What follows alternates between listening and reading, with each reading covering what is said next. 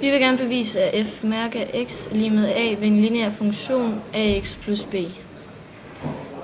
Først så skal vi finde delta y, som er defineret til at være delta y er lige med f startparentes x0 plus delta x slutparentes minus f startparentes x0 slutparentes. Det erstatter vi så med funktionen ax plus b, hvor vi lader d parenteserne være vores x-værdier, således at den kommer til at hedde a parentes start x0 plus delta x parentes slut plus b minus parentes start af x0 plus b parentes slut. Så skal vi definere delta y over delta x, og vi har defineret delta a, så det skriver vi først.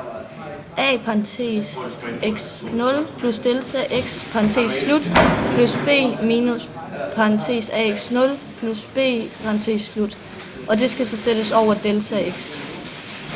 Vi skal så reduceres og gange a ind i parenteserne, så det kommer til at hedde a gange x0 plus a gange delta x plus b minus a gange x0 minus b, og det skal igen være over delta x.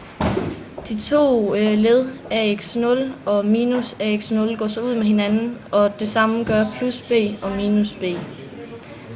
Der kommer nu til at stå a gange delta x over delta x. De to delta x'er går nu ud med hinanden, og så har vi kun a tilbage. Da vi ikke kan reducere mere, skal vi tage grænseværdien af delta x gående mod 0 af a.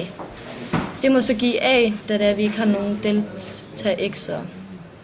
Derved har vi bevist, at f mærke af x er lige med a ved en lineær funktion af x plus b.